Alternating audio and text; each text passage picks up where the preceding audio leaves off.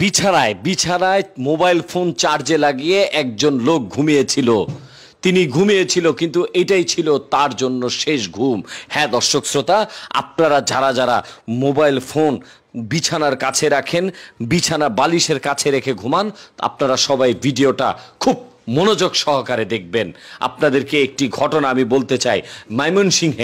ময়মনসিংহে একটি দুর্ঘটনা ঘটে গেছে।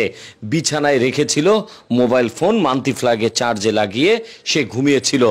সেই লোকটি পেশায় একজন চিকিৎসক ছিল।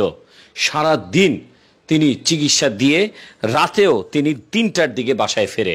২টা-৩টার দিকে বাসায় ফিরলে বিছানায় ঘুমিয়েছিল। ঘুমানোর সময় মান্তি ফ্ল্যাগে মোবাইল ফোনটা চার্জে লাগিয়ে গিয়েছিল। কিন্তু দুঃখের বিষয়, মোবাইল ফোনের চার্জে লাগানোর কারণে সে মোবাইল ফোনটি বাস্ট হয়ে যায়।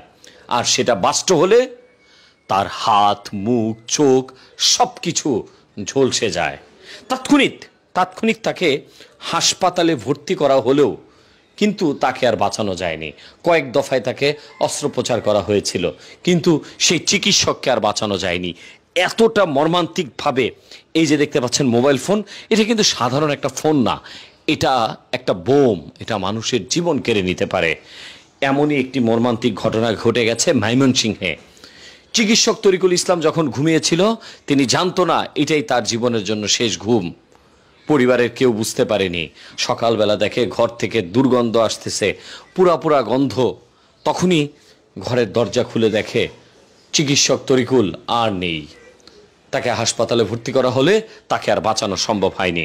দর্শক, আপনারা এই ভিডিওটা বেশি বেশি করে শেয়ার করবেন। এই ঘটনাটি ঘটে গেছে ময়মনসিংহে একজন চিকিৎসকের সাথে এমনই একটি মর্মান্তিক ঘটনা ঘটে গেছে। আপনারা ভিডিওটা শেয়ার করুন। এই ভিডিওটা থেকে আপনারা অবশ্যই একটি শিক্ষা গ্রহণ করবেন, যেন পৃথিবীতে আর কোনো লোক এইভাবে এত মর্মান্তিকভাবে, নেক্কারজনকভাবে যেন মৃত্যু না হয়। সবাই সতর্ক থাকবেন। বিশেষ করে ছোট ছোট বাচ্চাদের কাছ থেকে মোবাইল ফোন দূরে রাখবেন। মোবাইল ফোনের কারণে চোখের ক্ষতি হয়, মোবাইল ফোনের কারণে ব্রেনের ক্ষতি হয়। আর এই মোবাইল ফোনের কারণে আজকে দুনিয়া থেকে চলে যেতে হলো একজন চিকিৎসকের। সতর্ক থাকবেন, আর এই পরিবারটির জন্য সবাই দোয়া করবেন। আমিন।